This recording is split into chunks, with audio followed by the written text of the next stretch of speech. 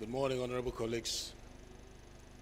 I have examined and approved the votes and proceedings of Tuesday, 30th January 2024.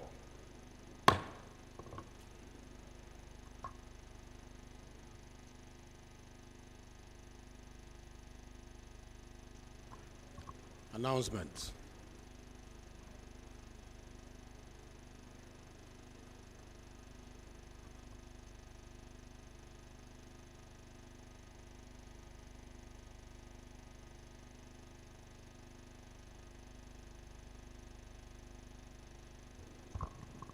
Sergeant at Arms adjusts the seating arrangement here to accommodate our visitors who are coming.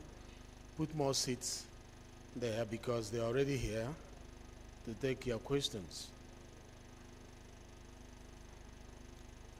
If it means adjusting the front table, adjust it to accommodate more seats behind.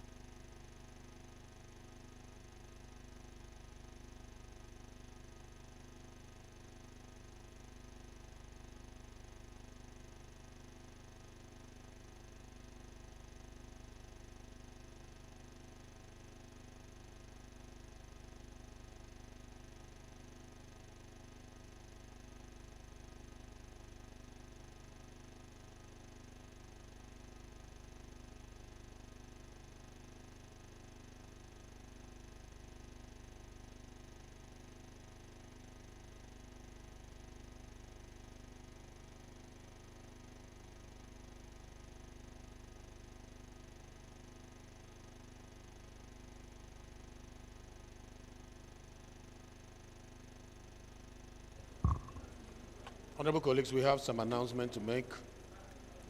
Kindly listen attentively.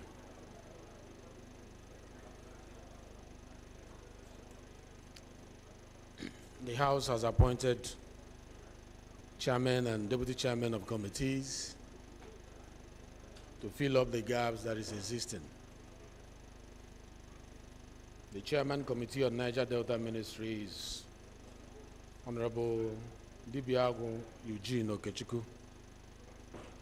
The deputy chairman committee on foreign affairs now is Honorable Malam Buka Ghana. And the deputy chairman committee on Christian pilgrims affairs is Honorable Daliyop Cholom. And the deputy chairman committee on Lake Chad is now Honorable Peter Aniekwe. If you have more questions with this, those people who have been mentioned should see the clerk.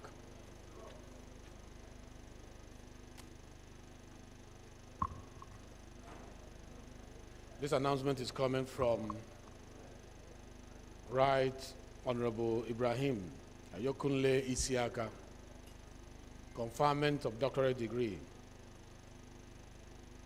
honoris causa.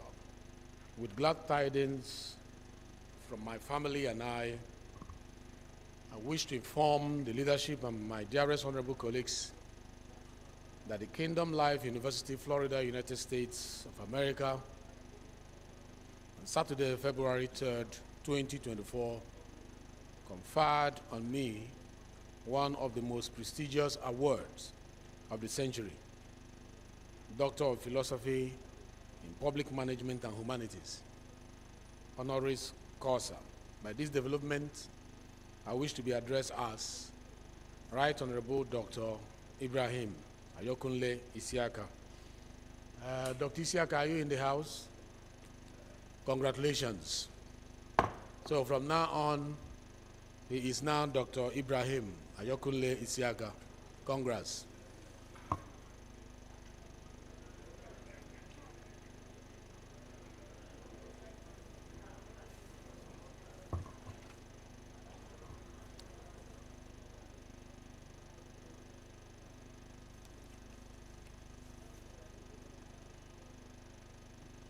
This one is coming from Honorable Barrister Ikawonu Onyinye Ugochinyere Ikenga Imo. Notification of the death of His Royal Majesty Ezo Edmond Alisiobi Dim, the Obi of Oboduku Asian Kingdom and paramount ruler of Oboduku clan, Idato North, local government area of Imo State. I write to notify you of the death of His Royal Majesty Eze Edmond Dim Abakuribe Mbachu II, the Obi of Oboduku Asian Kingdom and paramount ruler of Oboduku clan, which sad event occurred on Saturday, 28 January 2024. At the age of 82, His Royal Majesty Eze Dim was born on the 12th day of December 1941 to the royal family of Eze Nanyerugo Jeremiah Dim in the present-day Oboduku community of Idato North local government area of Imo State, which I am privileged to represent in this hallowed chamber. Until his death, His Royal Highness was the 10th Obi of Oboduku Kingdom. He was educated at St. Peter's School, Akokwa, where he obtained his first school living certificate, Standard 6 certificate, when primary school education was highly rated, before the outbreak of the Civil War in the 1960s. He worked briefly with Arume Company Limited in Onitsha and was a major distributor of Nigerian and overseas tobacco products. He later joined the Daily Times newspaper company before he moved to Bolingo Hotels Limited, where he worked for some years. He ascended the throne of his fathers in the year 1990. He will be buried on a date to be announced later. In line with the Obodoku traditional rites, I crave the indulgence of the House to observe a minute's silence in his honor, as our custom is. Thank you. Right Honorable Ikawonu Onyinye Ugochinyere. May we rise for 1 minute silence, please.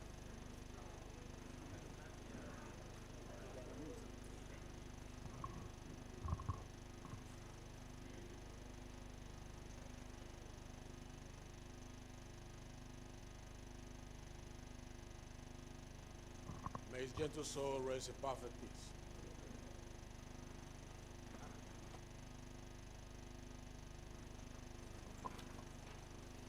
This is coming from Honorable Yakubu Dogara, Speaker of the 8th Assembly, June 2015 to June 2019. Funeral notification of Mama Saratu Yakubu Tuko. It is with gratitude and total submission to the will of the Almighty God that I, on behalf of the Yakubu Ganawuri Toko family and the good people of Waranga community of Bogoro, LGA in Bauchi State, write to notify you of the transition to glory of my beloved mother, Mama Saratu Yakubu Toko, at the age of 103 years. The burial arrangements are as follows. Saturday, 24th February 2024, lying in state at Guaranga Family Compound, 8:30 to 9:30. Funeral service at Guaranga Conchin Church, 10 a.m. Interment follows immediately after funeral service at the family grave site. It is on this premise that we most respectfully invite you to join us bid Mama a befitting farewell. You may wish to forward all condolences letters and tributes through any of the underlisted channels. May her gentle soul rest in perfect peace. Amen.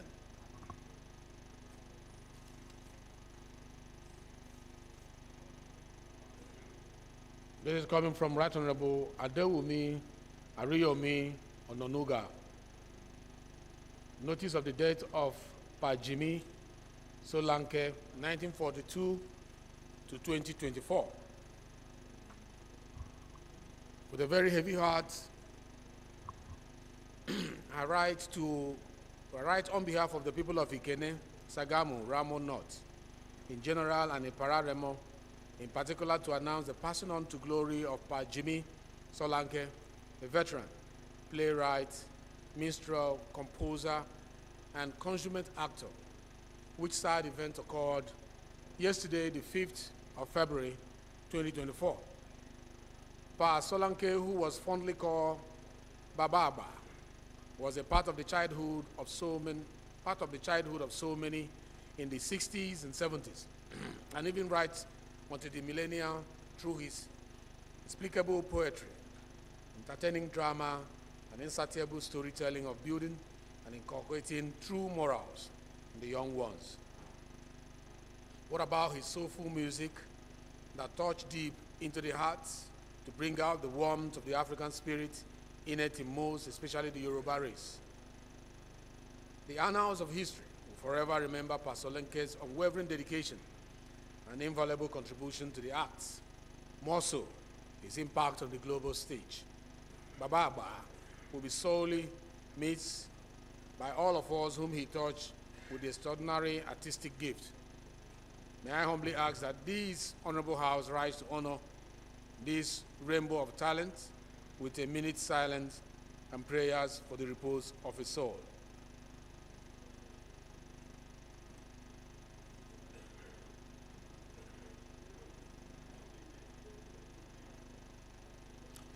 May we rise for 1 minute silence, please.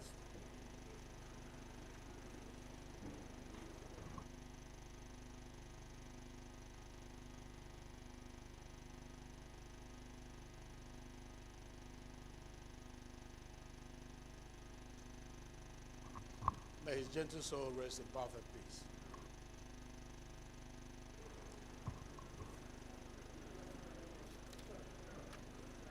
Mr. Speaker, honorable colleagues, permit me to request a minute's silence in honor of a former member of this hallowed chamber and a valued political leader in the constituency of Anambra State and Southeast, a patriot and a man of peace, Right Honorable Anna Ayonebe, who succumbed to the cold hands of death on the 24th of January, 2024. He represented Awka North, Awka South Federal Constituency in the 8th Assembly on the platform of ABGA. He was Speaker of Anambra State House of Assembly before advancing to the National Assembly. He was also a senior special assistant on the political matters to the immediate past Speaker of the Honorable House, His Excellency Right Honorable Femi Gbajabiamila. Right Honorable Nebe, until his death, was special advisor to the Anambra State Government. Order, please. Order. On legislative and state assembly matters. Announcer, Honorable Professor Obegeli Lilian Orebu, member representing Awka North, Awka South Federal Constituency. So many 1 minute silence today. We're just discovering. Shall we rise for 1 minute silence for this?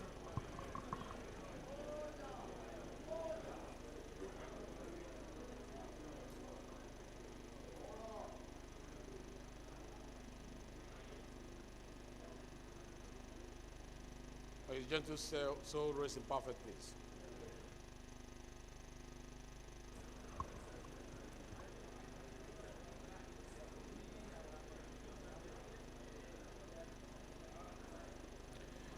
Honorable colleagues, any member who has a petition to present to the House may please rise to do so. But because of the special day we have today, we are going to take only 2 petitions. Yes, let's have you, Honorable.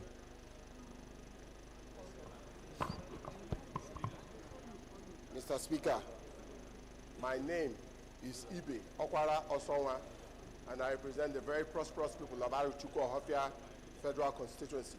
I am from Abia State.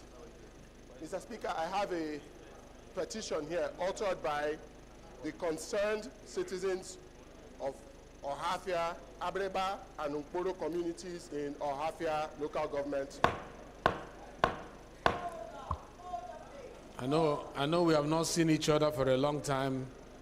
Please let us be heard in silence. I'm also happy to see you again, just like you're happy to see your brother beside you. But let's allow our brother to be heard. Thank you.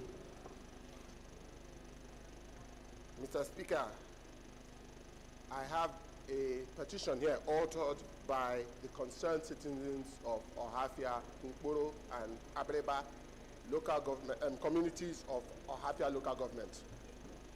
This petition is to bring and ask Enugu Electricity Distribution Company, EETC, to answer questions why power supply has not been provided to community for 5 years, and yet exorbitant bills have been presented to the community. That is the sole prayer of this petition, Mr. Speaker.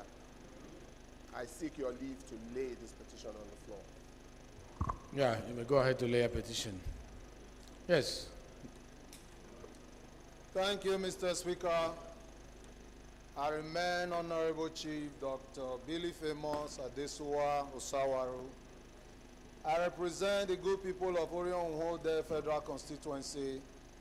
Mr. Speaker, I'm a proud Benin chief. Mr. Speaker, I have a petition from the Benin National Congress. This is a case of unjust, callous victimization and discrimination of workers of Edo State extraction in the Federal Ministry of Works. Mr. Speaker, this petition was ably signed by Mr. Ayameko Edokpolo, who is the president, and the prayers. One is a complaint to be investigated by the House of Representatives. Two, that mastermind of this ignoble violation of public service laws and rules should be brought in accordance with the law. And lastly, that the victims that will conditionally be reabsorbed into the service with full restoration of their salaries, benefits, emoluments, promotion without further delay. With the leave of Mr. Speaker and the House, I'd like to table these on the table. Put this on top of the tables. You may proceed to lay a petition. Thank you, Mr. Speaker. Okay, let's just do the last one. All those are petitions? Yes, Mr. Speaker. Okay, let's have the member from Lagos. The distinguished Speaker, esteemed colleagues, my name is Barrister Jesse Okejo Onwakalos. I represent Nigerians, especially the habit of Lagos, Oshodi Solo. Mr. Speaker and distinguished colleagues. Control room, raise the volume a little bit, so that we can hear. Distinguished colleagues, I have two petitions here. I will just go straight to the point. One is for against promotion of professors working at Nigerian Institute of Pharmaceutical Research Development. Second one is petition against some funds. Mr. Speaker, please. The prayers are on the face of this petition. I hereby seek the leave of this honorable house to lay the petition before this house. Thank you. You may proceed to lay a petition, please. Yes. Attorney. Thank you, Mr. Speaker. My name is Honorable Attorney Matthew Nwogu. I represent the good people of Abombise, Ngopala Federal Constituency. I am from the heartland of the Eastern Heartland, Imo State. Mr. Speaker, I have a petition against Enugu Electricity Distribution Company. This petition was written and authored by MC Chambers and Associates. It is against the Nigeria Electricity Regulatory Commission, Transmission Company of Nigeria, and Honorable Minister of Power, and over abandonment of Abombise and Ngopala communities, and extortion and total neglect of the district. in the supply of electricity. The reliefs sought by the people are listed in the petition. I seek the leave of the Speaker to lay this petition.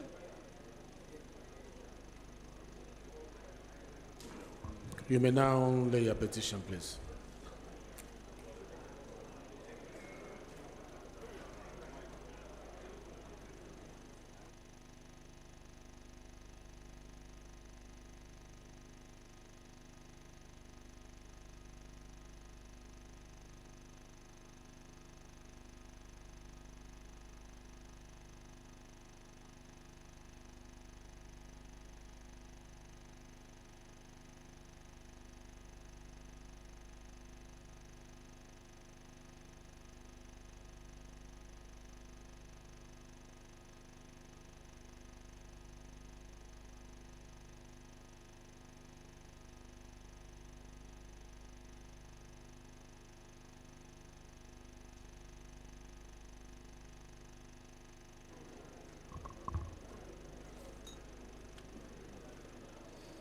Honorable colleagues,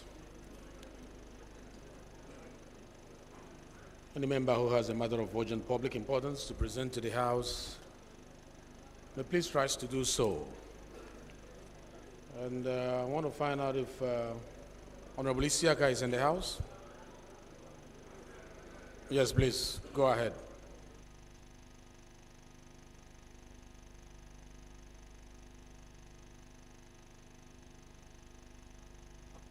Honorable Isiaka, this year motion, it looks like it's too long. Try and abridge it as much as possible, please. Mr. Speaker. Because it's a special day and they're already waiting. Count on me on that, Mr. Speaker, as much as possible.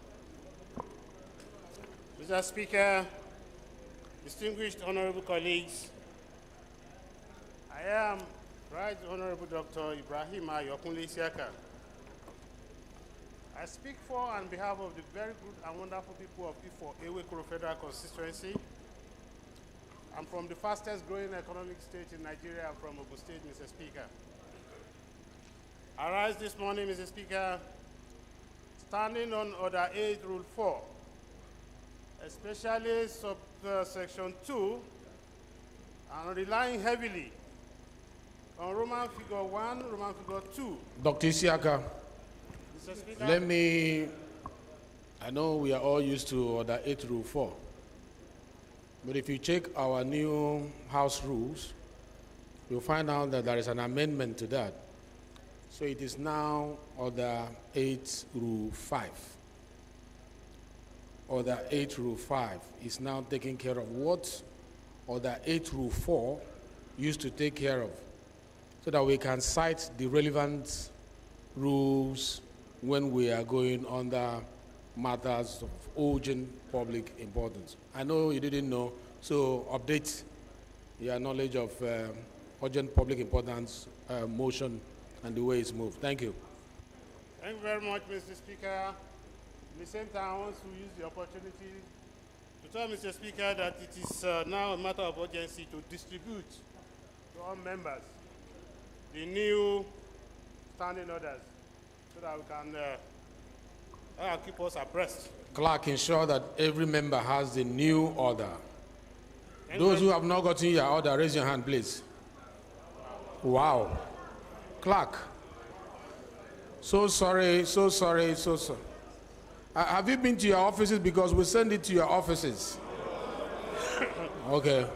Okay, let me apologize on behalf of the Secretariat, the clerk. They will distribute the ones they have here, and they will bring to your offices those who are not able to get from here. Thank you very much, own speaking. Please, go ahead, go ahead. Please don't make it rowdy, please. Thank you very much for such a wonderful privilege, our own speaking speaker. Here, by the new order, standing on Order 8, Rule 5, please. Order. and appealing to Mr. Speaker and distinguished honorable members to allow me to take this motion of urgent national importance on the urgent need for government immediate intervention at reducing the cost of living presently as it prevails. I so move, Mr. Speaker. Thank you very much.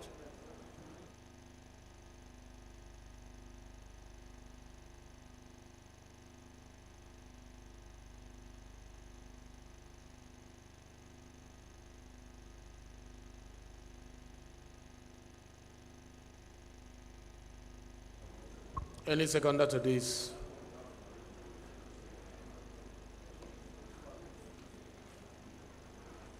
Yes, my brother.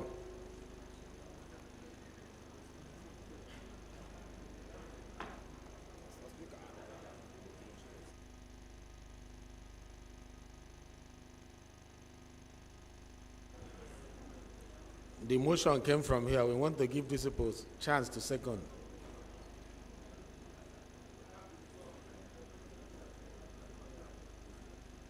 Your mic is not working. If it's not working, Honorable Abedi, you might second it. Honorable Abedi, second. You are raising your hand to second. Thank you, Right Honorable Speaker, honorable colleagues. Agbedi Yeitiemene Frederick is my name. I represent Sakbama Kilimo Federal Constituency. I'm from Bayelsa State. Mr. Speaker, I rise to second the first leg of the motion that the rules be suspended. I so second. Those in support that this motion is urgent enough, say aye. Aye. Those against, say nay. The ayes have it. The second leg, who is seconding it? Yes, you've been raising your hand. Let's oblige you.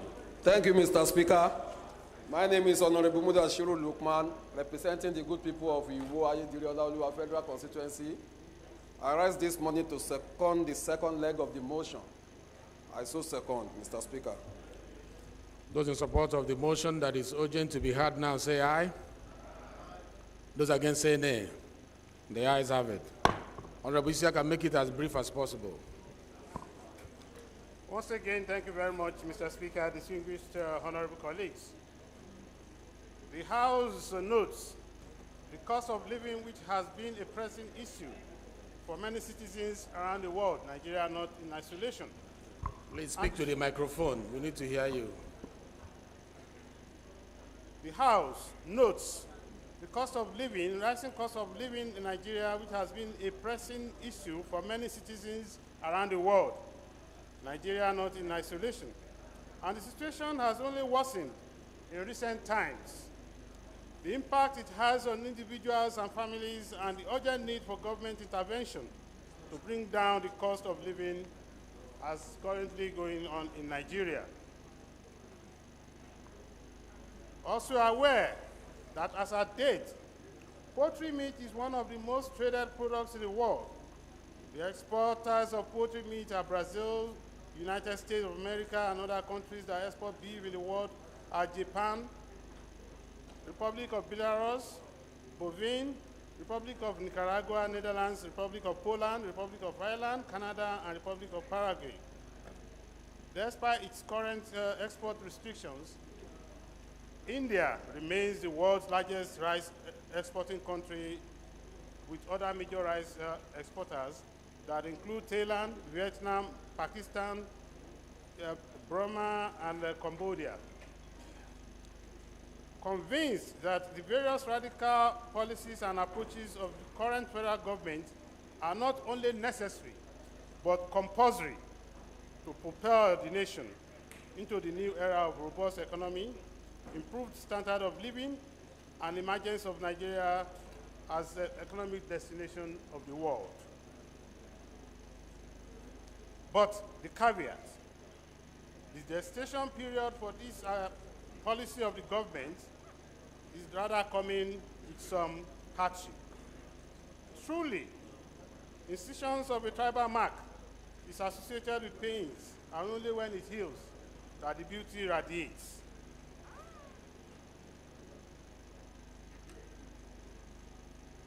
It's nice and good for people to want to eat a well-dried dog.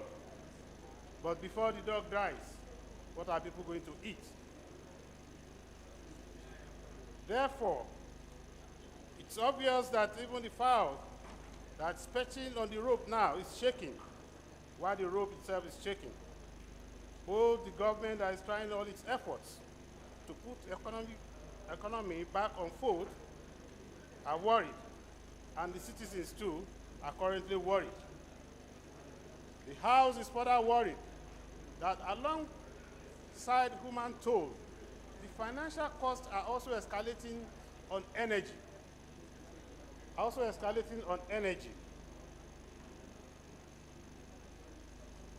And hurting the growth of the economy.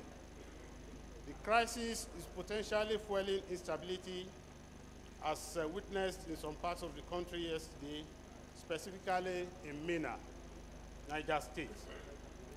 Strong and swift policy action is needed to mitigate the food crisis, cost of standard living, and human suffering.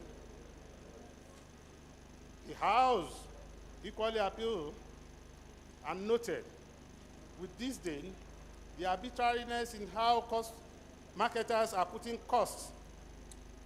There is no way to explain, and with no economic indices or reasoning, that a bag of cement that cost only 5,400 just last week is approaching 7,000 naira today.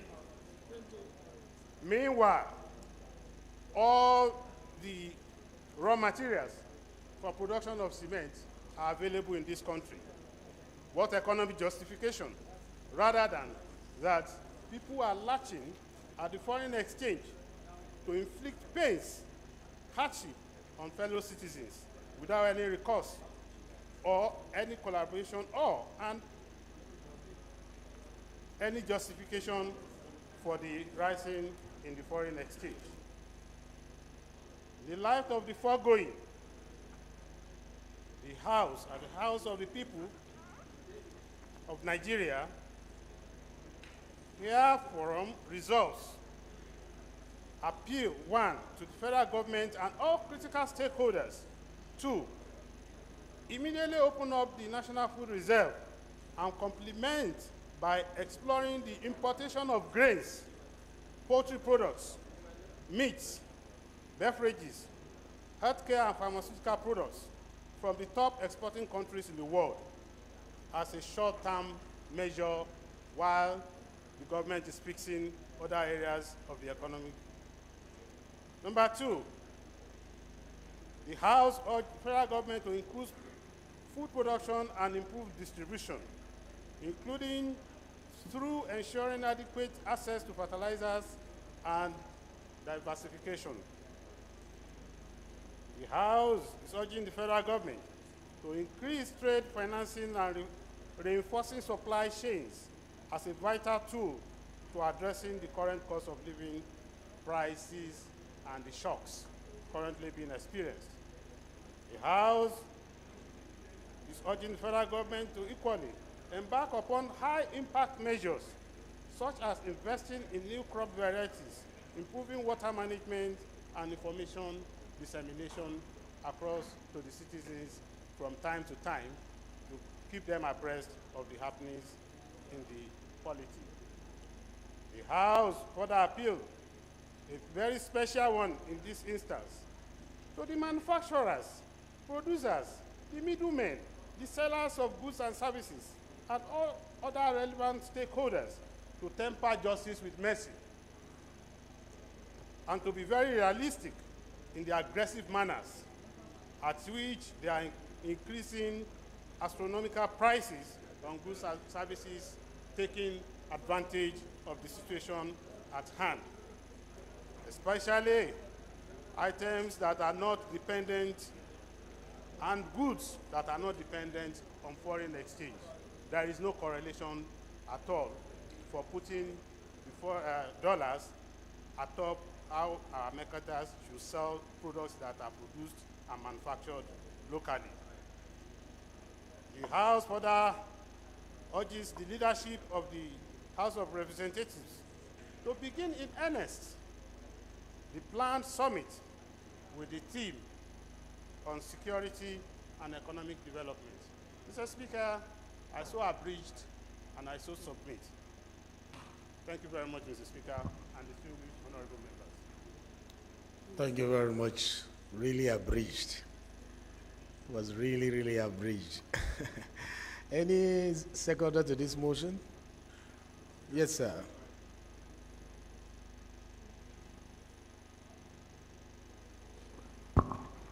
Right Honorable Speaker, my dear respected colleagues, my name is Salisu Yusuf Majigiri. I represent Mashidusi Federal Constituency, Mr. Speaker, I'm from Katsina State. I rise to second this very important motion that affects the country. It's very important, extremely important, more especially something to do with livelihood and the security of the country. I do second, Mr. Speaker. Thank you. Before I put the question, Jaha, you have something to say? Thank you, Mr. Speaker, honorable colleagues. I'm a Jaha Babao, Chibok Dambo, Goza Federal Constituency. Mr. Speaker, honorable colleagues, permit me to start commending the mover of the motion. Mr. Speaker, there is always pain and discomfort in saying the truth when and wherever the need arises. In other words, the truth that sets men free is mostly the truth that men prefer not to hear. Sir, if we are comfortable in our comfort zone, we should understand that substantial part of our constituency are sitting on a time bomb. Sir, I want you to go to the creek. I want you to go to far north, and I want you to go to far southwest. You don't need a soothsayer to tell you that people are not happy. You don't need a soothsayer to tell you that people are hungry. Mr. Speaker, there must be drastic measures to bring back our country, Nigeria. Honorable Faleke, please. Appreciate you. From 2020 and 2022 to date, cost of staple foods and other relevant ingredients increased and escalated by almost 100%. Sorry, 500%. Sir, we have issue in Nigeria for capital inflows to our economy, particularly diaspora remittances, investment by investors from abroad and within the country, and other issues that can bring... Honorable Jaha, Sir. I've been waiting for members to raise an objection to this conversation because we have not ruled on the question before this coming. So and everybody forgot themselves because it's about national economy, and the issue you're discussing is very trite. Sir, But he said, except if we have changed our procedure. Yeah. Our procedure is whenever a motion has been presented and seconded accordingly, before the chair rule on either that particular motion should be admitted or not, members will be allowed to air their views so that at the end of the day, the nays or ayes can determine the outcome of that particular motion. Am I right? Good. So what I'm trying to do is contribution to the motion. And members have equally contribution to make as far as the motion is concerned. Excuse me, it's a learning process, especially for new members who are here. That is why I allowed you. Former leader of the House, Honorable Adodogo, I have something to say? No, Mr. Speaker, I only wanted to say that we allowed him spoke because you recognized him. And it's not always good to now interject when the presiding officer has protected someone to speak. But we knew up initio that the procedure has been breached. It is important that how is it being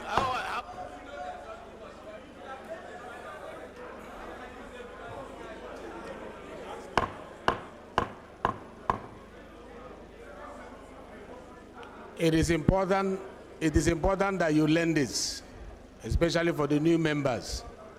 Okay? We'll spend 1 minute on this. Chairman, rules and business. Thank you very much, Right Honorable Speaker.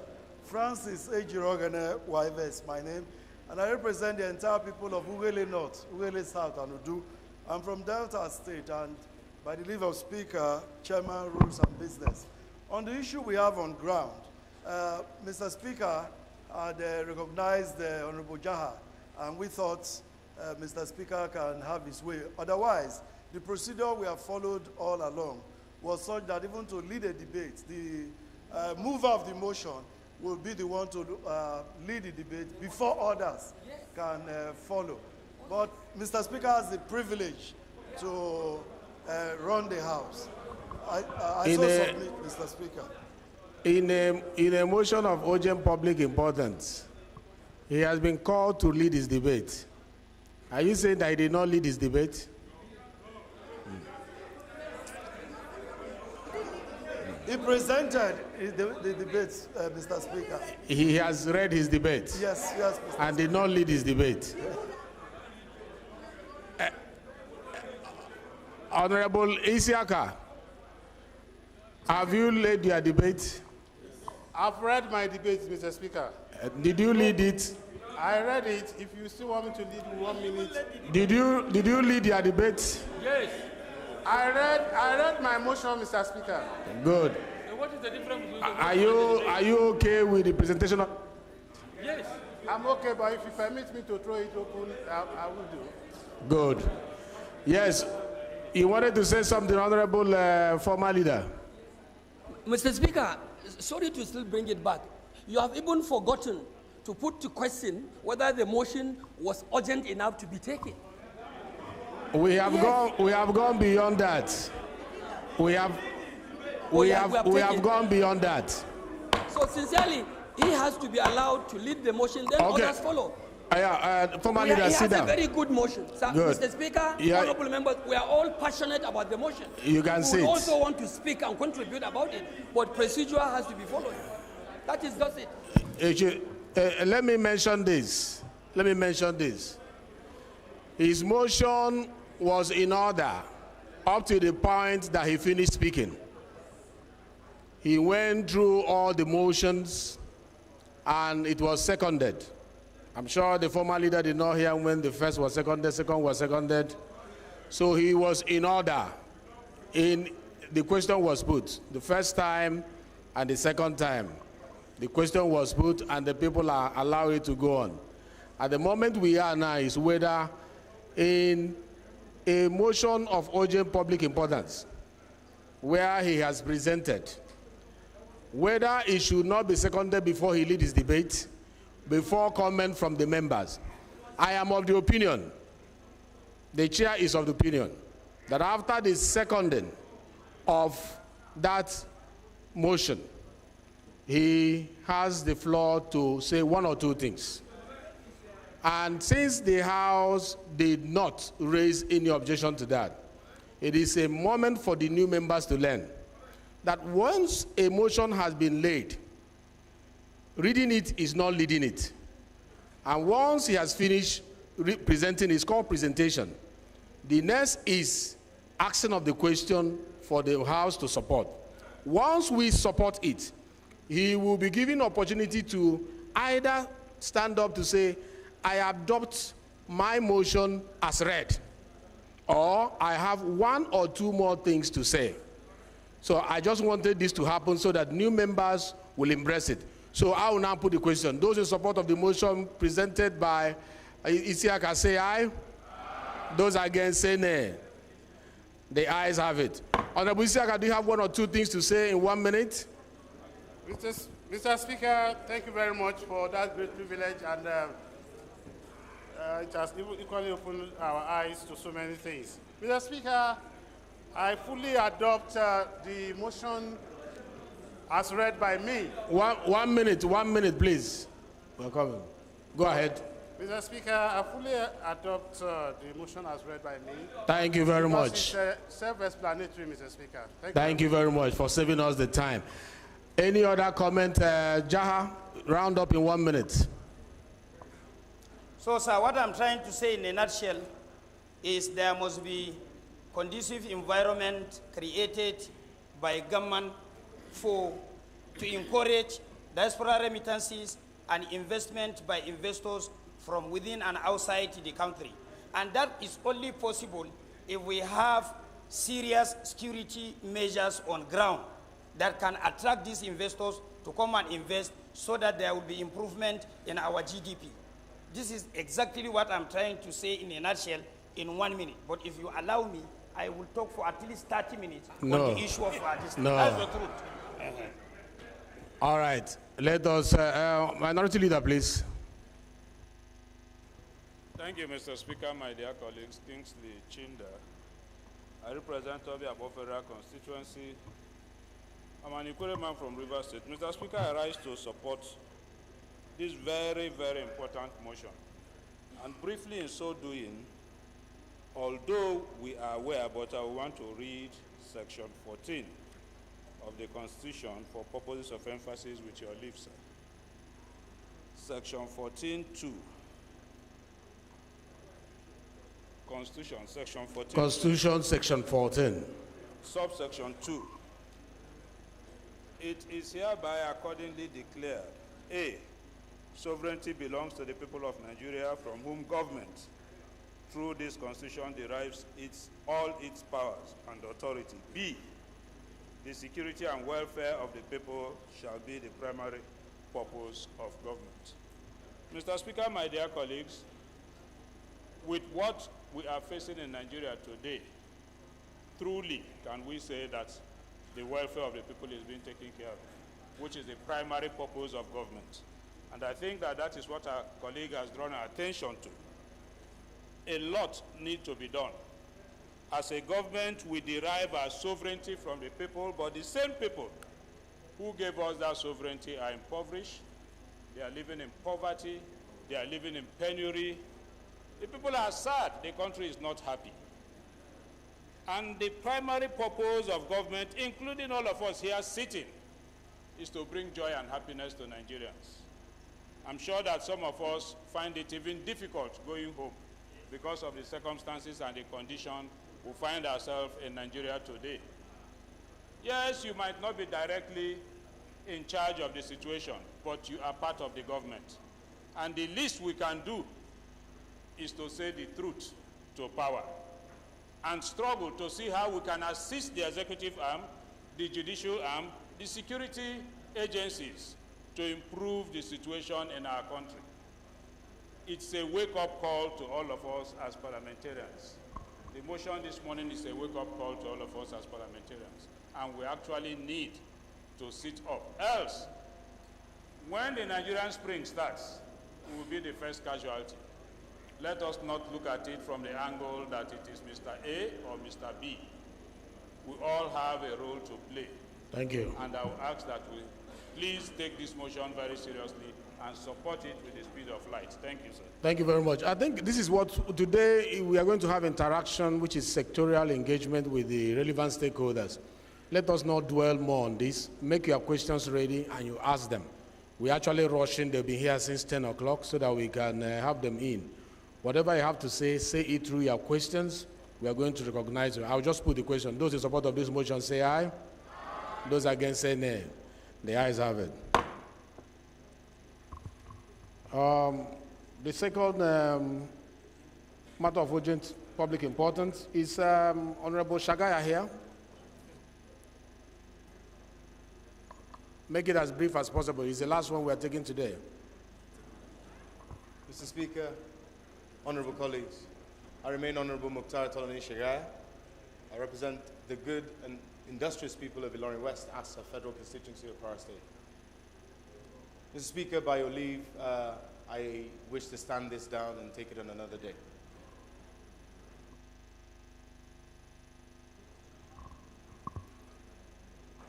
Any seconder?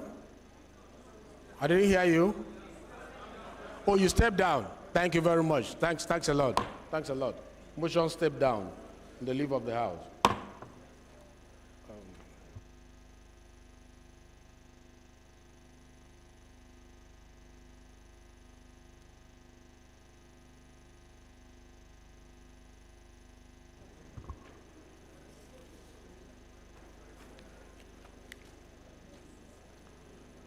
Today is going to be as brief as possible. Please, if you have your questions, work with the leader of the House, and we'll take it up from there, because very soon we are moving into the real business of the day.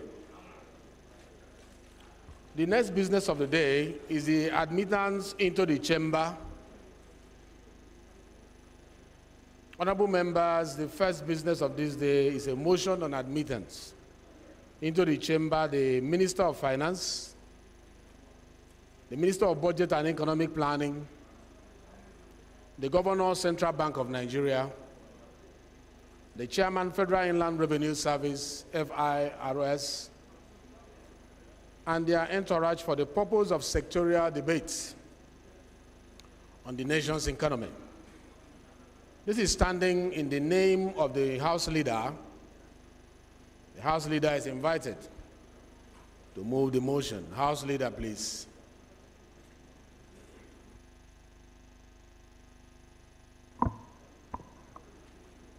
Mr. Speaker, I am Professor Julius Humviri, ON DSSRS. I rise to move that the House, pursuant to Order 6, Rule 4110(9) and 2 of the Standing Orders of the House of Representatives, do admit into the chamber the Minister of Finance, the Minister of Budget and Economic Planning, the Governor, Central Bank of Nigeria, the Chairman, Federal Inland Revenue Service, FIRS, and their entourage for the purpose of sectoral debates on the nation's economy. I so move, Mr. Speaker. Thank you very much, Leader. Minority Leader, please. Thank you, Mr. Speaker. I rise to second the motion that we admit strangers into the plenary of the House today. I so second.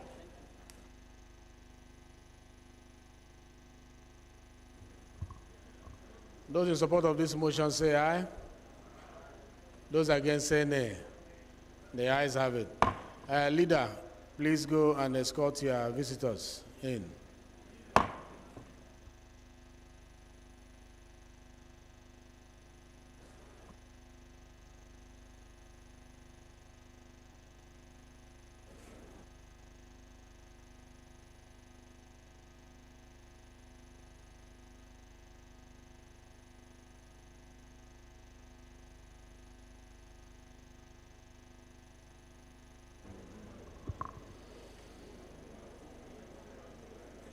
The second business of the day is presentation of reports of the Committee on Police Affairs on the issue from the Statutory Revenue Fund of the Nigerian Police, Trust Fund, the total sum of 57 billion 14 million 287,530 naira, 92 kobo, out of which the sum of 937 million 993,627 naira, 68 kobo only is for personnel expenditure, while the sum of 9 billion 51 million 490,363 naira, 14 kobo only is for overhead expenditure, while the sum of 9 billion 989 million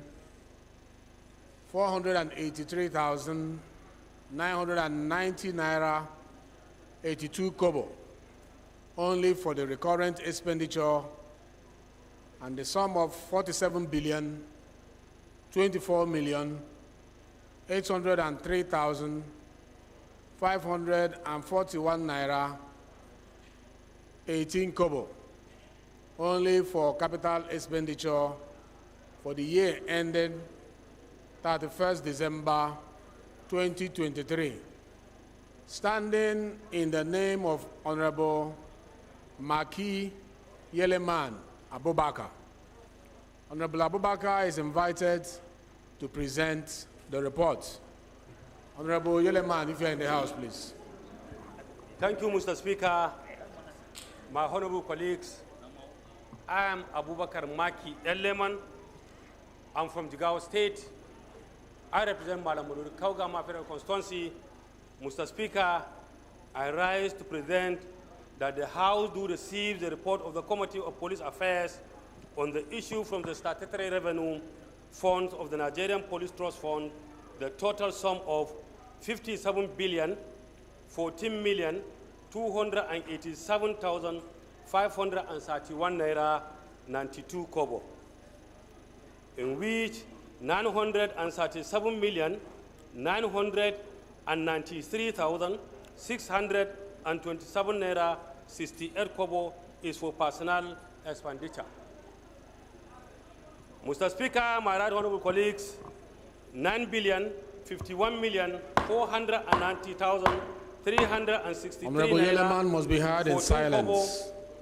Only is for overhead expenditure, while the 9,989,483,990 naira 82 kobo only is for recurrent expenditure. Mr. Speaker, my honorable colleagues, 47,024,803,541 naira 18 kobo is for capital expenditure for the year ended 31st December 2023. With the leave of the House, I beg to lay the report accordingly, Mr. Speaker, my honorable colleagues. So submit. Thank you.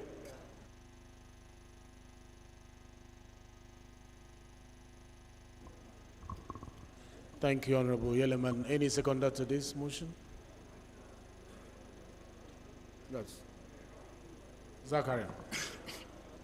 Thank you, Mr. Speaker, honorable colleagues. I'm Honorable Dauda Zakaria Nyampa, member representing the people of Madagali Michigan Federal Constituency. I rise to second the motion heavily moved by my chairman, Honorable Maki Danlema. I so second, Mr. Speaker. Thank you very much. Those in support of this motion say aye. Those against say nay. The ayes have it. Honorable Abubakar, you may now lay your reports.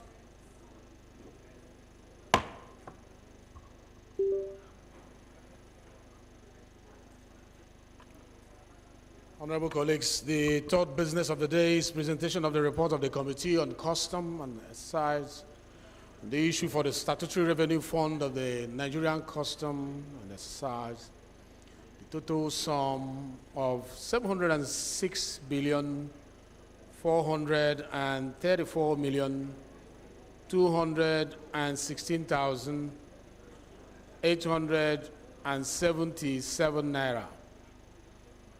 66 kobo only, out of which the sum of 225,993,659,688 naira 50 kobo only is for personnel costs, while the sum of 111,765,093,000 naira only is for overhead costs, while the sum of 368,675,464,189 naira 70 kobo only is for capital expenditure for the year ending 31st of December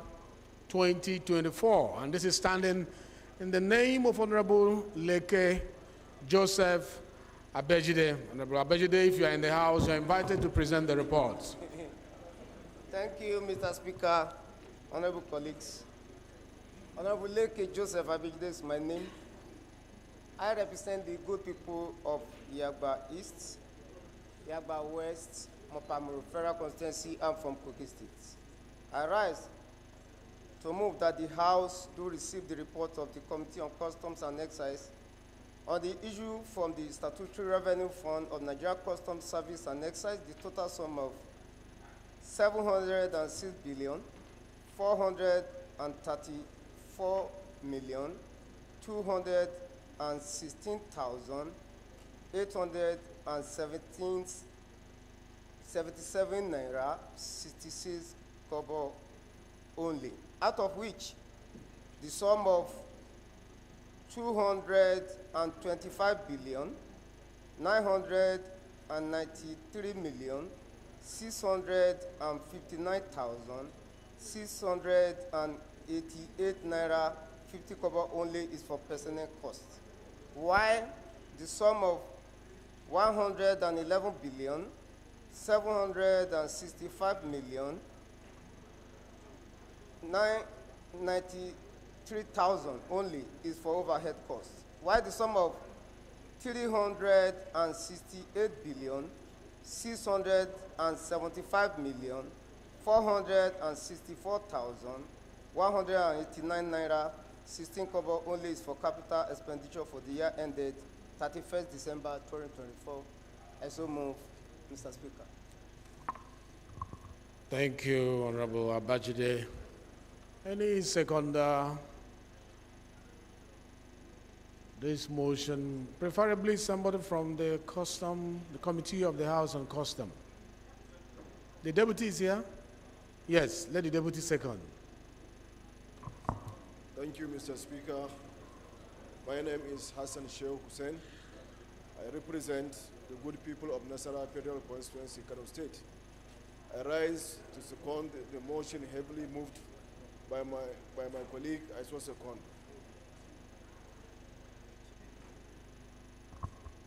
Those in support of this motion say aye. Those against say nay. The ayes have it. Honorable Abajide, you may now lay your report.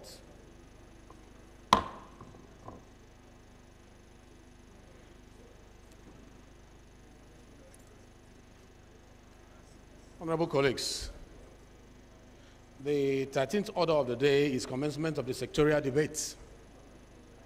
Pursuant to Order 17, Rule 13 of the Standing Orders of the House of Representatives, honorable members are to note the debate centered on nation's economy. I now invite the House Leader to move that the debate commences.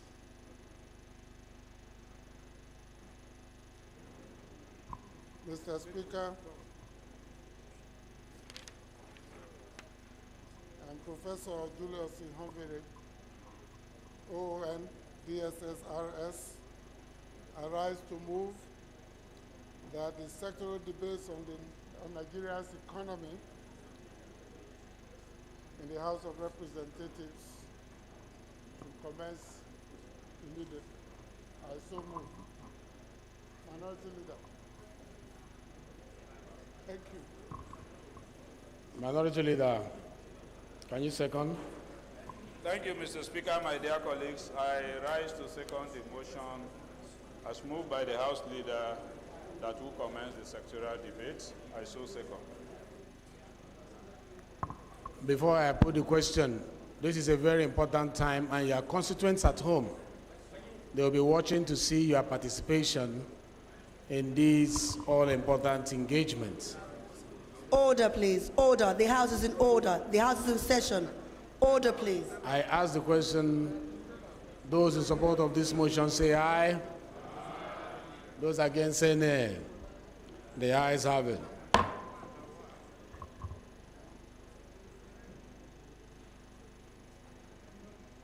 The opening remark by Honorable Benjamin Kalu, Deputy Speaker, House of Representatives, at the sectorial debate with the finance sector stakeholders on Tuesday, 6th of February 2024. The leadership of the House, most distinguished colleagues, our invited guests, the media. Today marks another significant chapter in the life of the 10th Assembly, as we continue with the sectorial debate with the finance sector stakeholders. As outlined in our legislative agenda, the House is committed to engaging with all sectors towards identifying their needs and developing measures to address them. Therefore, these engagements are also an important aspect of our constitutional mandate to exercise our oversight function over the executive branch to ensure the order and good governance of our country. As we gather in this sectorial debate with the Central Bank Governor, the Chairman of the Federal Inland Revenue Service, the Minister of Budget and National Planning, and the Minister of Finance, it is imperative to recognize the urgency and importance of the agenda before us. We must all confront the stark reality of the economic, fiscal, and revenue challenges that our beloved nation, Nigeria, is currently facing. In a world of complexities and uncertainties, the path to fiscal integrity is not just a choice, but a necessity. It is the bedrock upon which the trust between the government and its people is built, and the foundation that supports the robust architecture of our nation or national economy. Fiscal integrity ensures transparency, accountability, and the prudent management of our nation's resources. It is our duty and responsibility to safeguard this, not just for the present generation, but for the future ones that will inherit the outcomes of our decisions today. Moreover, the essence of synergy cannot be overstated in our quest for economic stability and growth. The collaborative spirit that we foster within this hallowed chamber attests to the collective will and dedication of our House to steer our nation towards a brighter, more prosperous future. The interconnection between the Central Bank, the FIROS, the Ministry of Planning, and the Ministry of Finance embodies the holistic approach we must adopt to address the multifaceted challenges that confront us.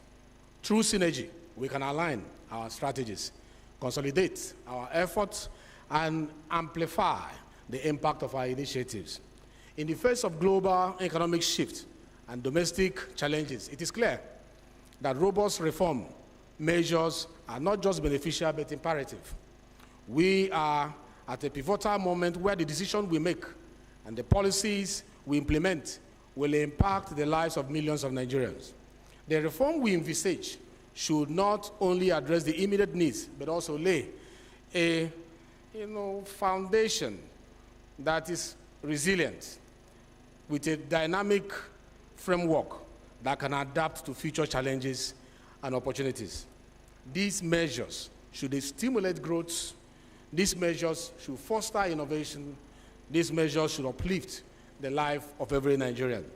As we engage in this sectorial debate, let us remember that the eyes of our nations are upon us, looking with hope and expectations for outcomes that will reinforce the pillars of our economy, safeguard our fiscal integrity, and ensure a prosperous and inclusive future for our nation, Nigeria. In the face of the numerous daunting challenges facing our constituents, including hunger and worsening inflation, the role of the Parliament is not just an oversight, but of active, visionary leadership. It is our responsibility to legislate, it is our responsibility to debate, and meticulously craft policies that will address these issue-based engagement head-on. We are called upon to be the architect of reform and the voice of our people. I thank our guests for your commitment and dedication to this noble, even if doubting task. I commend you. Let us proceed with the assurance that our collective effort, our collective insights, our collective wisdom will guide us towards realizing our shared vision for a stronger, more resilient nation we call Nigeria, that is the only country that we have. Each of our guests will be given 10 minutes to address the chamber, outlining the journey so far, their priorities and strategies for addressing the real and felt needs of our constituents, the Nigerians. The floor will subsequently be open for members to pose questions, which I will humbly moderate. I charge all of us to abide by our rules for decorum and conduct ourselves with the seriousness that this occasion requires of us. The world is watching to see how much we care and how much we go about what we care about. Thank you, and may God bless the Federal Republic of Nigeria. Thank you very much.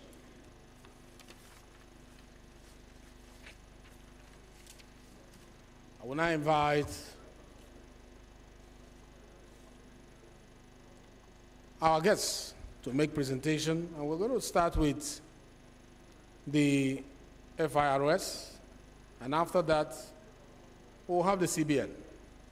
And after the CBN, we have the Minister of Budget and Economic Planning, and thereafter, we'll have the Minister of Finance. Because they are interwoven, we will expect that all the invited guests, just like the service chief did, stay till the end. But if there are related questions, we'll be able to address it. Once again, let me mention that this is not an investigative hearing. We are just to interact, to hear from you. And Nigerians want to also hear from you. Thank you very much. Over to you, FIRS. Honorable Mr. Speaker, sir, leadership of the House, and honorable member, thank you for inviting us here today to share our thoughts in a collective manner, the way we think we can charter the new course for our economy. And I will start by clearly state the mandate of federal inland revenue in the midst of all this. Our mandate is to assess, to collect, and to account for all accruable revenue to Order. Federation of Order, please. Nigeria. Order. This is our mandate. We are not revenue generating agency. We are revenue collecting agency.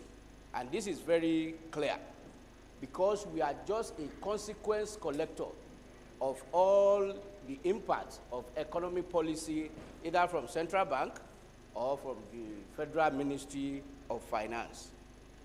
I will start from what has happened in the last 12 months, challenges we have, the plan we have to solve that challenges, and then I will open for the question and input from honorable members. For 2023, the target for the service was set at 10 trillion from the national budget and from the Ministry of Finance. Through the efforts of them all and all of us here, we'll achieve 12.3 trillion. And this is not in isolation. This comes about because of the bold decision taken by Mr. President by rectifying the distortion in our economic parameters, the removal of subsidy, and then the wonderful work also being led by Central Bank in the unification of the rate. This has serious impact in the last 7 months of our collection because the rates that we use and also the wastage, so to say, from subsidy payment we were able to curtail that. So we have overperformance from both the VAT collection and company income taxes because of most especially those that are dollar-based. We have challenges in collection from our oil production, from oil taxes, and this is in connection with the low production compared to what we planned for in the budget. All other type of taxes did well, most especially education tax, because we over that one by more than 290% that we used to do, that we overperform in education tax that we've collected. So this is the way we've done in the last 1 year. And as a result of that, we have the target for this year, based on the approved budget, to collect 19.2 trillion, which is 7.2 trillion more than what we actually collected this year. And given this economic condition and with the promise of Mr. President that we are not going to introduce additional tax, we are not going to increase any tax, considering the situation and welfare of our people, that what we need to do is to re-strategize within to make sure that we bring more people into tax net. So without increasing the tax rate, that will be able to meet the targets. And that is what has led to us restructuring the way we want to do it today in federal land revenue. Prior to this time, we used to have the group, being grouped in tax form, like VAT, you have stamp duty, you have all these segments by function. For us to be able to meet this target, with the approval of Honorable Minister of Finance, we structure, and then we move from that functional unit to customer-centric unit. And what would this do for us? One is that we want to develop our expertise in the way we address our customer. In this sense, our taxpayers. So we are grouping them today based on their turnover categorization. And you have large tax, you have medium, and you have small taxpayer. And what would this do for us? This will help us to serve them very well. So we've provided, as today, the one-stop shop for tax collection. And this will reduce the multiple investigation, multiple taxes that the taxpayer faces today. And then when they go to one tax office, they will be able to do all their taxes, from VAT, company income tax, stamp duty, and all forms of taxes. And this one will develop expertise within our team, because one of our vision and mission of Mr. President is that 80% of the work of federal land revenue must be done by the staff of the federal land revenue, because of the oath of confidentiality we have with the taxpayer. So this one will help us to concentrate on those that give us the best, because it's 80-20 Pareto that we were using. The less than 60 companies in Nigeria today contributed more than 67% to our tax collection in form of the capital company income tax that we collect. So we've developed the strategy to make sure that we focus on our customer, in this case, our taxpayer, so that we can garner all what is needed. And not only that, because we are not there only to collect taxes, because the relationship between the service and the taxpayer is that of symbiotic. We are providing the economic advice and taxpayer services to them, because the focus of Mr. President is not to tax the seed, not to tax the investment. We are not to tax the poverty.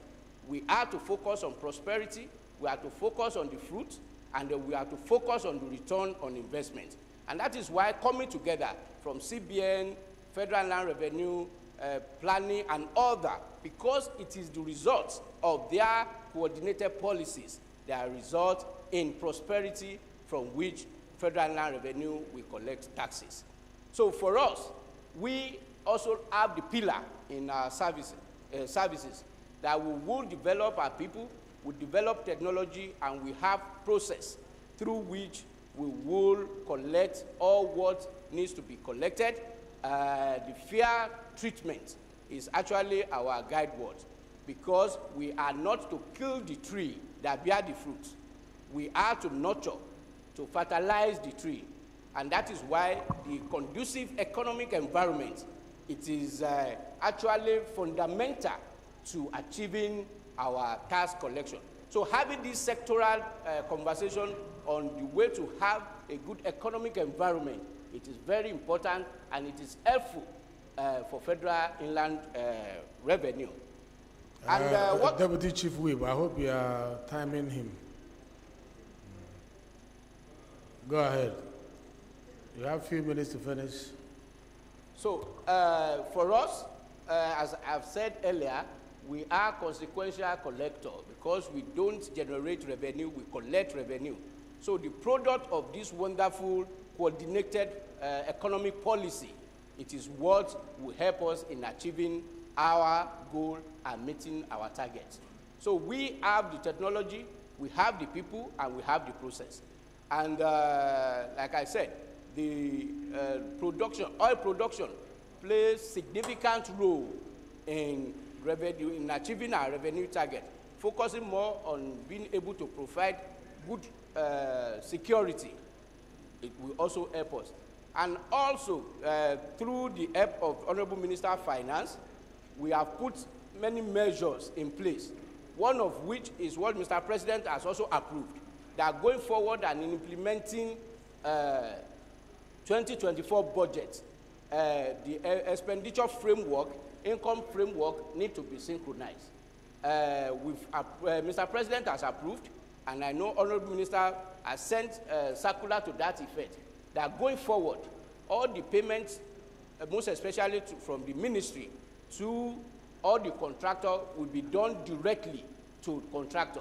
And why is this important?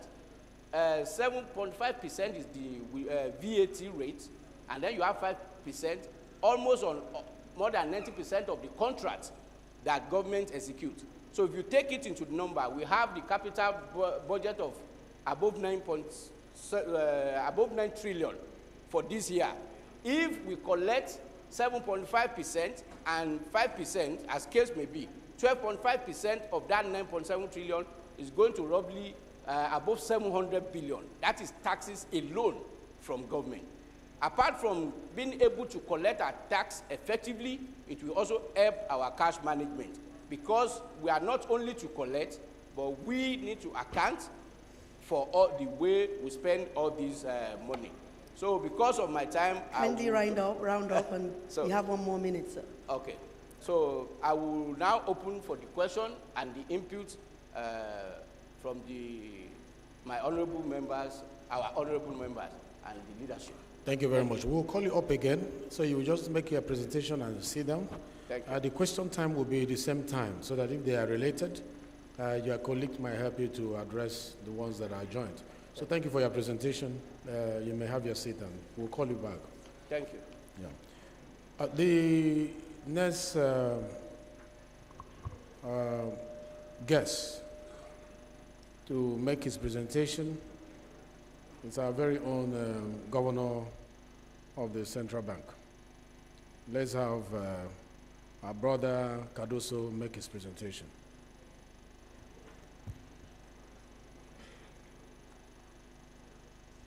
Exactly 10 minutes, you should be done.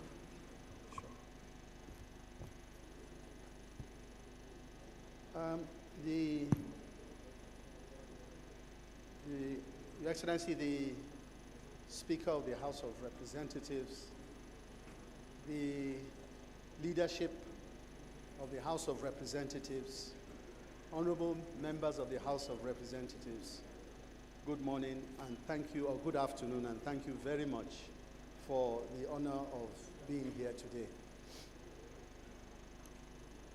I am really and truly honored to appear before the House to address what obviously is very critical concerns relating to exchange rates and inflationary pressures on the economy. Upon receiving the invitation letter, I keenly sensed the urgency and the acknowledgement of the economic challenges and resistance to proposed solutions by various stakeholders. However, I want to emphasize that we are now at a turning point, and the bold reforms underway across different segments of the economy, though initially challenging, are aimed at addressing these challenges sustainably. And really, I would like to emphasize the word sustainably. I'm confident that positive outcomes are already emerging and will become more apparent in the near future. The dedicated and relentless efforts being made are certain to bring about significant and positive changes for our economy. On that note, distinguished members, I'm happy to inform you that as at yesterday, the volume of transactions on our market was over $800 million. This is the first time in many years that it has achieved this level. Notably, recent reports from international rating agencies such as Fitch, Moody's, Standard & Poor, and commendations from multilateral banks like World Bank reflect this positive trajectory with upgrades to Nigeria's rating from stable to positive. These reports acknowledge the potential reversal of the deterioration in the country's fiscal and external position due to the authorities' reform efforts. While recognizing the painful adjustments, these all point to a direction that will unlock much needed growth and development for our economy in the medium to long term. Honorable members, I acknowledge that despite these commendations, the concerns regarding the cost of living and currency rates remain. Indeed, this is the major topic of concern in our villages, our towns, and our cities. The urgency of the matter is not lost on us at the central bank, and I really want to assure you that we're working tirelessly with colleagues from across government, including with the leadership of this House, to bring lasting solutions. Given that this will be the first time I'll be before this esteemed body this year, 2024, please permit me to just very briefly provide you with what we consider our outlook for 2024. Global outlook. I will not bore you with too much of those details, given the time challenge, but I'll conclude in saying that globally, the landscape continues to be very challenging, and that key policy priorities involve ensuring durable inflation reduction, addressing fiscal pressures, and fostering sustainable and inclusive growth. The global monetary policy environment is expected to remain restrictive until sustained inflation reduction becomes evident. Obviously, that has huge repercussions for us in Nigeria. Governments around the world must grapple with rising fiscal pressures, necessitating credible medium-term fiscal frameworks to effectively manage debt burdens. On the domestic outlook, which I know is very important to all of us, we know and remember that the federal government of Nigeria anticipates a 3.76% real GDP in 2024, slightly surpassing the estimated 3.75% in 2023. This optimism is backed by key government reforms and the expectation of improved crude prices and production, which are set to drive economic growth. Inflationary pressures are expected to decline in 2024 due to the CBN's inflationary targeting policy, aiming to rein in inflation to 21.4%, aided by improved agricultural productivity and easing global supply chain pressures. The Nigerian foreign exchange market is currently facing increased demand pressures, causing a continuous decline in the value of the naira. Factors contributing to this situation include speculative forex demand, inadequate forex supply due to non-remittance of crude oil earnings to the CBN, increased capital outflows, and excess liquidity from the fiscal activities. The shift to a market-driven exchange rate was intended to create a stable macroeconomic environment and discourage currency hoarding. However, short-term volatilities attributed to arbitrage and speculation have been an issue. To address exchange rate volatility, a comprehensive strategy has been initiated to enhance liquidity in the forex markets, and I made reference to the outcome of that earlier. This includes unifying FX market segments, clearing outstanding FX obligations, introducing new operational mechanisms for BDCs, enforcing the net open position limits, and adjusting the remunerable standard deposit facility cap. Honorable members, we understand the economic costs of these developments, not just for the economy, but also as they affect ordinary Nigerians. However, as I mentioned in previous engagements, these costs are temporary, and our decisions will address a lot of fundamental issues bothering Nigeria's macroeconomic landscape. Honorable members, these measures aimed at ensuring a more market-oriented mechanism for exchange rate determination will boost foreign exchange inflows, stabilize the exchange rate, and minimize its pass-through to domestic inflation. On the exchange rate, permit me to say that, put simply, the exchange rate is determined by the dynamics of supply and demand for a product or service. In essence, similar to the pricing of cows or cars, the value of the US dollar in Nigeria is determined by the balance of US dollars entering the country and the demand for US dollars amongst Nigerians. Applying this demand and supply principle, let's examine how the exchange rate has performed in recent years.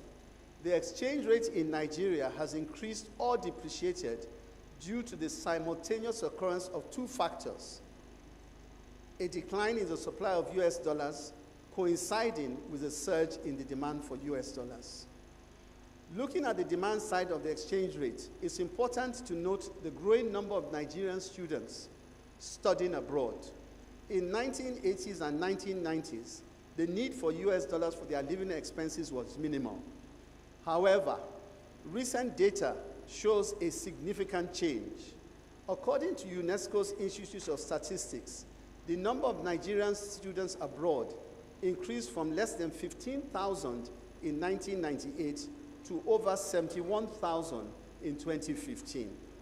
By 2018, the figure had reached 96,702 students, as per the World Bank. Another report projects the number of Nigerian students studying abroad to exceed 100,000 by 2022. Additionally, the UK's Higher Education Statistics Agency noted a 64% increase in Nigerians studying in the country, rising from 1,320 in 2019-2020 academic session to 21,305 by the 2020-2021 session.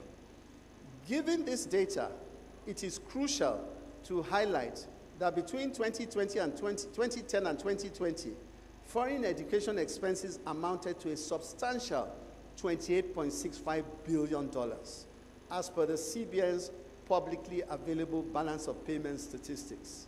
Similarly, medical treatment abroad has incurred around $11 billion in costs during the same period. Consequently, over the past decade, foreign exchange demand for education and healthcare has totaled nearly $40 billion. Notably, this amount surpasses the total current foreign exchange reserves of the CBN. Mitigating a significant portion of this demand could have resulted in a considerably stronger naira today. On the supply side of the exchange rate, to bolster the inflow of US dollars into a country, the economy must earn these dollars through exports, whether oil or non-oil, or by attracting foreign investments. A robust economic foundation is essential to produce goods and services that the global market is willing to pay for in US dollars. When the supply surpasses demand, the exchange rate appreciates, causing the price of the dollar to fall. Unfortunately, in Nigeria, the contrary has taken place.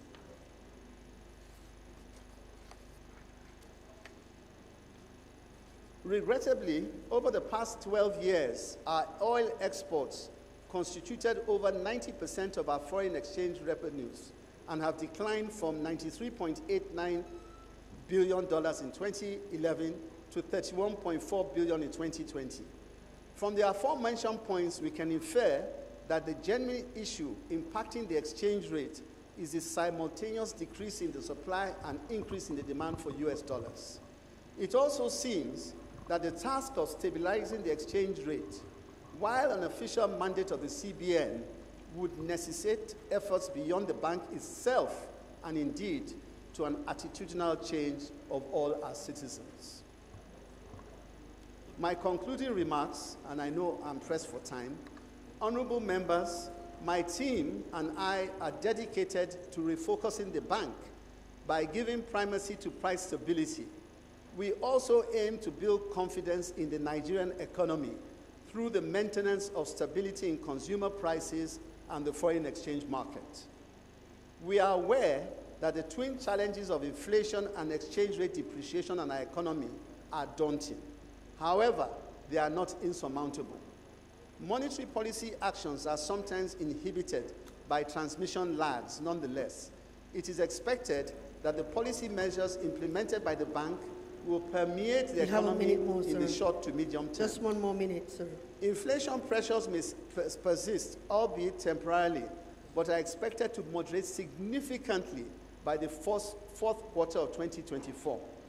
Exchange rate pressures are also expected to reduce with a smooth functioning of foreign exchange market. We are committed to implementing policies that will ensure a stable macroeconomic environment and guarantee improved livelihoods for all Nigerians. Thank you for your attention, honorable members. Thank you very much. I think the Deputy Whip was carried away with your fantastic presentation, that she allowed you some minutes, maybe on self-recognition. Well done. It would be great to have the Honorable Minister of Budget and National Economic Planning to address the House now. As briefly as possible will help us. Thank you, Right Honorable Speaker, the leadership, Right Honorable members, clerk and staff of the National Assembly, members of the media, good afternoon. You are Right Honorable. I'm going to speak on 3 perspectives which relates to the mandate of the ministry: the national planning mandate, the budget function, and the bilateral function, particularly because they relate to the concerns of the National Assembly, which has been expressed in the remarks of the Right Honorable Speaker. Just for emphasis, I will like to quote from the mandate of the ministry that among our functions, we are to determine how best the fundamental objectives and directive principle of state policy contained in the Constitution of the Federal Republic of Nigeria, 1999, as amended, can achieve the major objectives of optimal development, and suggest amendments that may be required from time to time. Most people do not realize that the discharge of the fundamental objectives reside in the national planning function. Not surprisingly, Mr. President Asuwaju Bola Ahmed Tinubu campaigned on a renewed hope agenda, which appreciates the need for a plan-based budget or plan-based national program of development that, as we speak, we have an Agenda 2050, we have National Development Plan, we have, of course, the medium-term expenditure framework which you passed, and the renewed hope agenda, as well as a lot of work done by policy advisory committees that were set up when this government came into office. So all this fed into the 2 budgets that were presented to the National Assembly by President Asuwaju Bola Ahmed Tinubu. The 2.17 trillion supplementary appropriation with emphasis in security, infrastructure, and commitment to deliver on promises made, particularly to labor and generality of Nigerians, as well as the 2024 budget, which, with your blessing, was passed on the last day of 2023 in the sum of 28.77 trillion and signed on the 1st of January 2024, as well as now uploaded in the GPMIS platform ready for implementation.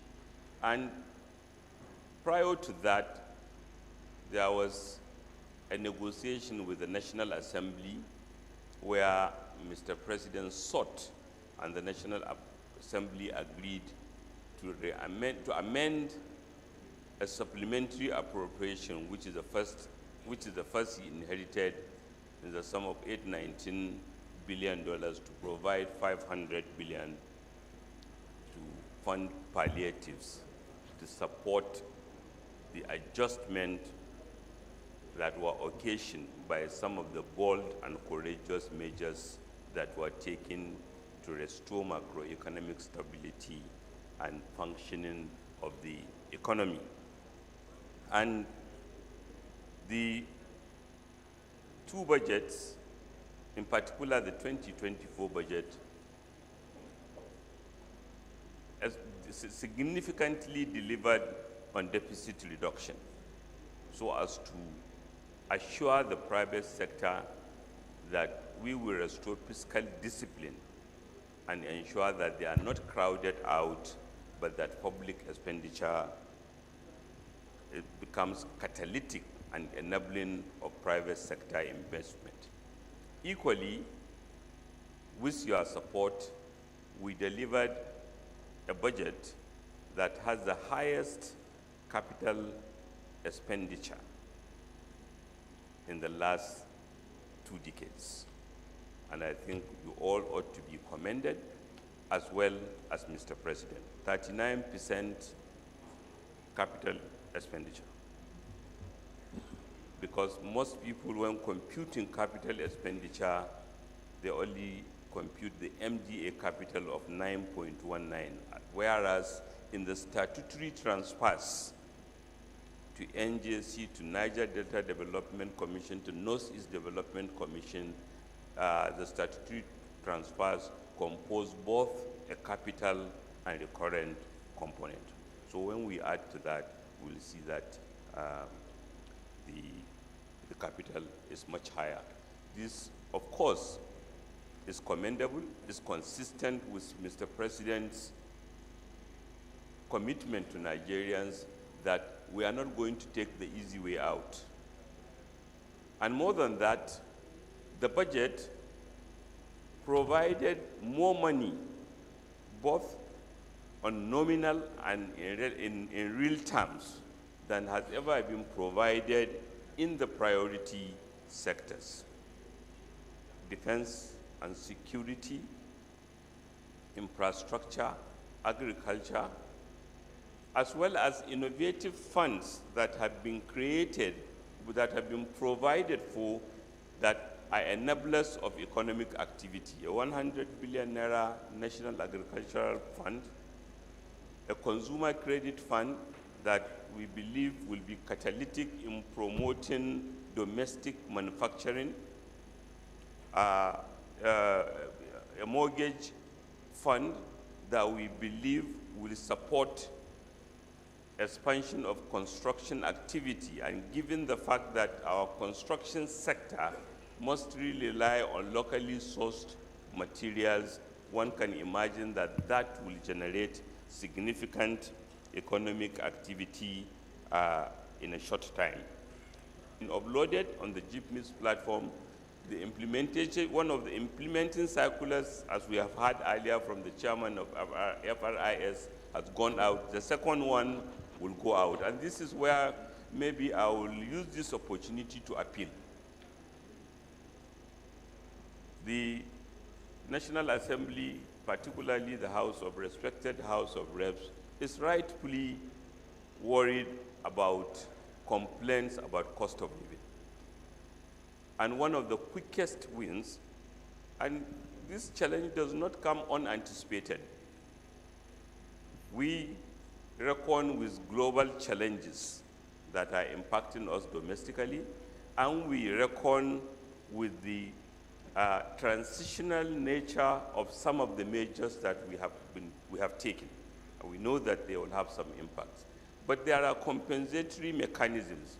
One of it is to support domestic production, particularly one that we are most familiar with, 36 states of Nigeria plus FCT. Agricultural production is a major component, and as well as other activities for which infrastructure, for which funding has been generously provided in the budget. But this, in implementing this, we need more cooperation, particularly from the National Assembly members. The federal government have nominated a number of projects which you graciously approved. Literally, our budget was slightly, just with slight modification and understandable. Mr. President, being the Democrat that he is, appreciate the National Assembly have the right. Okay.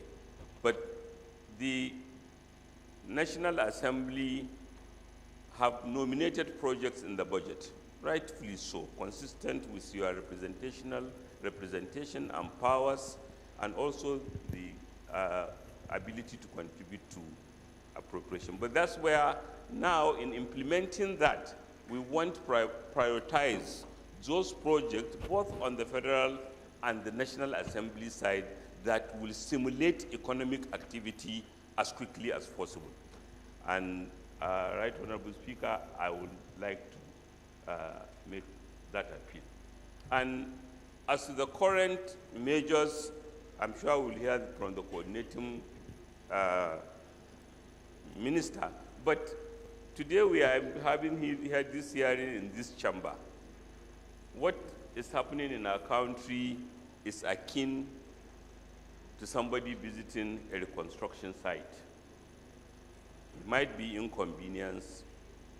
Those living in it might be inconvenience, especially when such reconstruction site involves people living in them. It's an improvement site where you have to discomfort those who are living therein as well as those who are coming to help. But eventually, we are very clear that we are on the right track, and the challenges of the moment are being dealt with. Daily, we are attending meetings under the leadership of the coordinating minister of the economy to interrogate what we are doing and to bring more. And we are getting support from international partners. The ministry, even yesterday, we had the German Minister for Economy. We have had EU delegations, all acknowledging the commendable steps that Nigeria had taken under the able leadership of President Asuwaju Bola Ahmed Tinubu, and assuring us of support. And even in the last 7 months, with private sector investment, we have seen announcement of Lagos-Calabar Coastal Railway. We have seen investments in LNG space. We are interacting with holders of long-term capital almost on a daily basis. The President, all of us in the team, and as well as many members of the cabinet. We are assured that we will overcome the challenge of the moment, and we be on our path to sustain economic growth that includes everyone, as promised by Mr. President. Thank you. Beautifully presented, I must say. And I like your poetic applications used in your presentation. The poetic application, like Nigeria is a construction site. That means a lot. That the future will be brighter, but for now, there will be dust. There will be some harsh sound in our ears. We might be inconvenienced, but there is hope that a beautiful building is coming up. It might be at the foundation level where people are not seeing it, but there is hope that this construction site will soon become habitable. And I'm happy hearing about investment in LNG. I'm happy hearing about the railway, especially the one you mentioned, Calabar area and all. It's very important for you to go through the whole country. I'm highly interested in that one. I'm also interested in that local content that you just mentioned.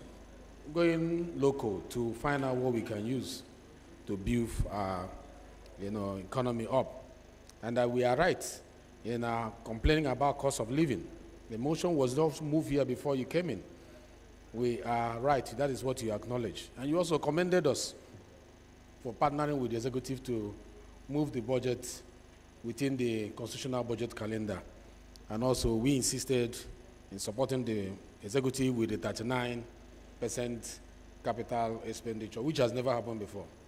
So there is, I believe there is hope. Your message has given us a lot of hope. Thank you very much. Now let us have the Minister of Finance himself and the coordinating minister. These financial, economic related issues. Let's have him address us. Thank you.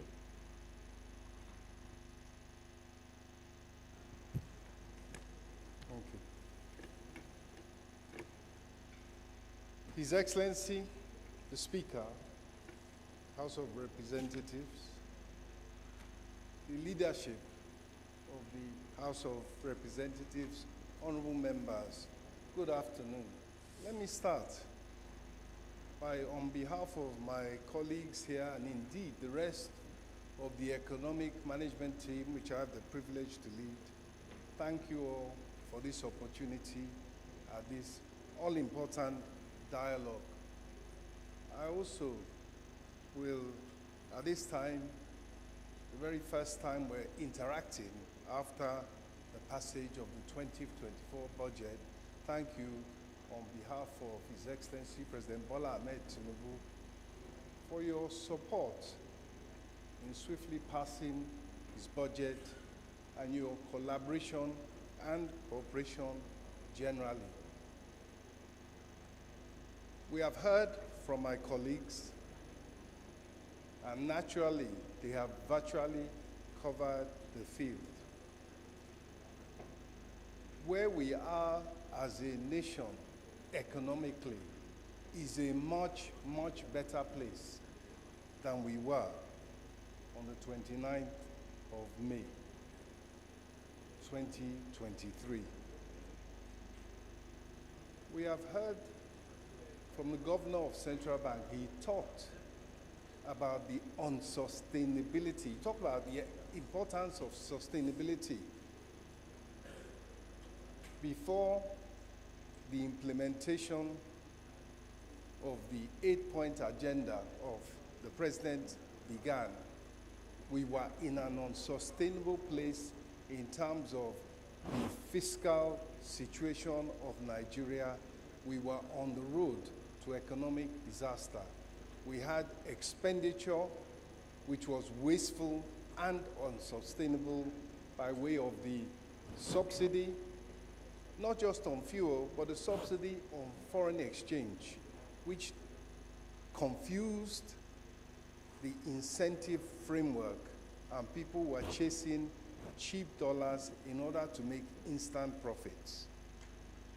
Of course, in turning back from that road, as we have heard, there will be dust.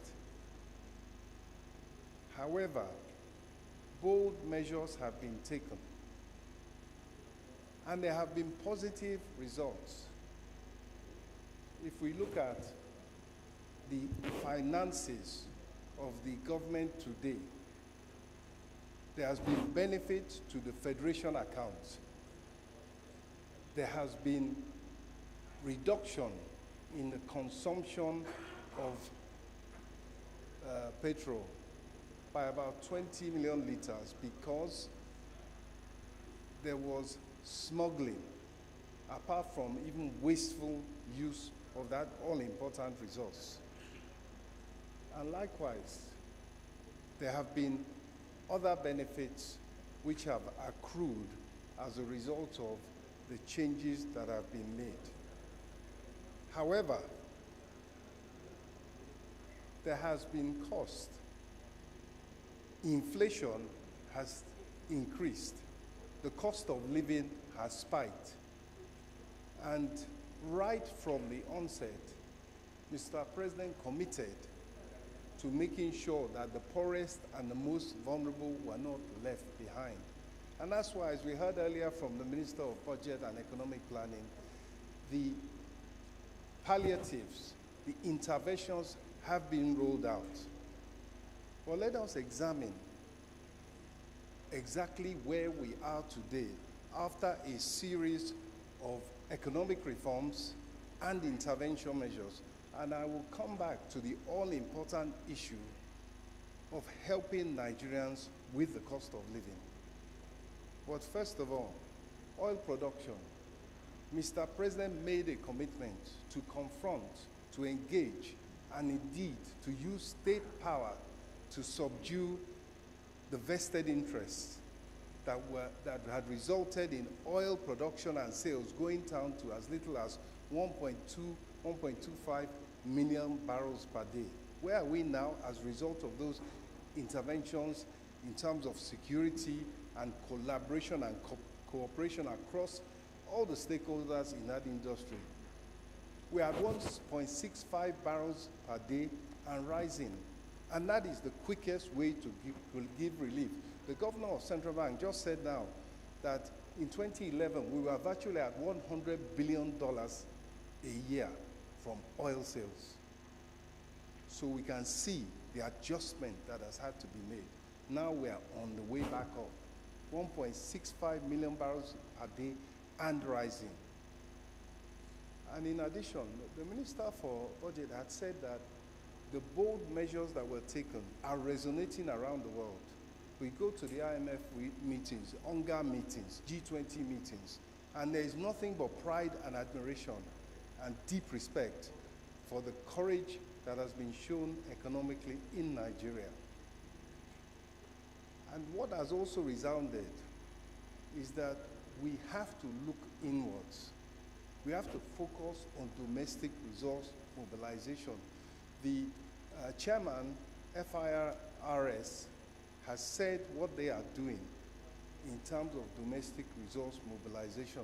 I can tell you that with the application of technology and this august body and the Senate, if you look at the Hansard of December 30, the Senate mandated that we go out and bring government revenue that was lying in MDAs and government-owned enterprises, but rightly belonged in the Consolidated Revenue Fund, to bring it in. And that has been done. And the results are a rise in revenue to the Consolidated Revenue Fund. Similarly, in agriculture, if we need to stabilize the economy, two things need to happen. Inflation needs to be tackled. The governor of Central Bank has said what is being done. He has announced his targets for inflation, and the fact that inflation targeting will be a key element of the strategy, which is right because they're in charge of the targets of monetary policy. But in addition to that, when you look at inflation, a large element is food inflation.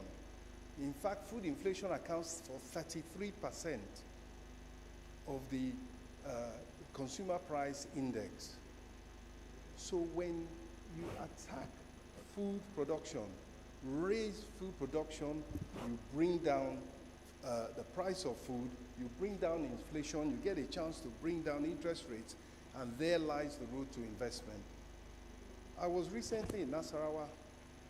I met all the stakeholders in the agricultural chain, and they were able to commit with confidence to a very good dry season harvest And we know all the steps that have been taken to intervene in that sector, from fertilizer, from grain supply, to funding for rice, maize, wheat, and cassava to bring under production 400,000 hectares. So these are the steps that are being taken to get inflation down, to stabilize the economy, and prepare for investment. And just, I will also add that in terms of production, industry requires energy. I chair a power sector steering committee to deal with the issues in that sector. And on the issue of interventions, I must return to it. We are talking about increases in revenue available to all tiers of government through the federation account. And we are also talking about the ability of the federal government to raise resources. The commitment is that as things improve, even though there will be dust as we turn Nigeria into a building site through massive intervention in the housing sector, there will be, at every opportunity possible, further intervention on behalf of the poor, on behalf of the vulnerable, to assist with the cost of living rise, which is an inevitable result of having waited so long before we, as we heard earlier, turn the corner. And I think I will just end by saying that let us be confident, let us be calm, let us be assured that Nigeria has turned the corner in terms of its economic management, and the way forward is up. And at the same time, the poor and the vulnerable will be assisted at every turn. Thank you. Thank you very much. You just was very time conscious.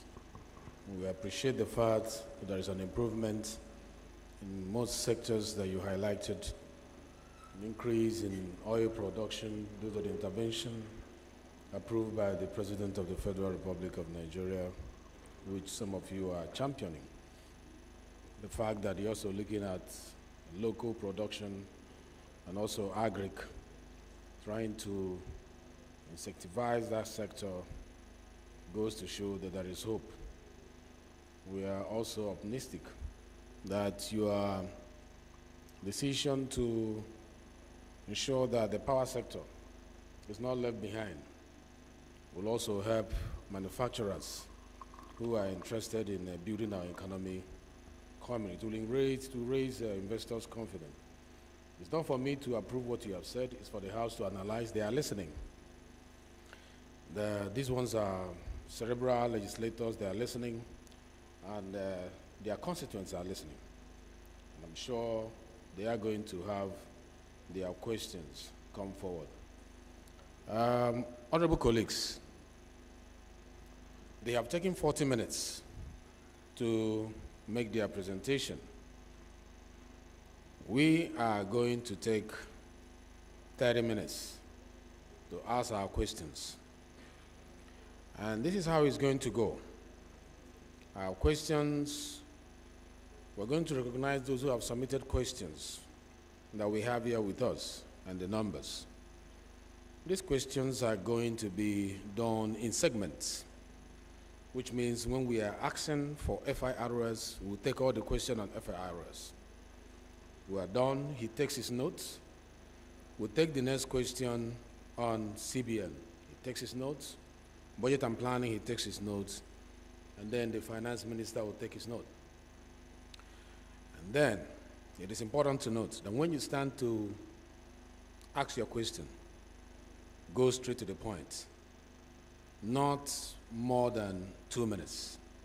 Because we are dividing these 30 minutes to generate about 30 questions or more than that for each of them. So don't go into explaining your question I'm sure you have written your question down. We are monitoring the question here. If it is outside what you have written down, we will give another person a chance. My name is Benjamin Okezekalo. I'm from Bende Federal Constituency. My question is to the FIROS head, and it goes like this: 1, 2, 3, 4. Why? You sit down. So you stand up, you say, I'm addressing the CBN. My question is 1, 2, 3, 4. Why?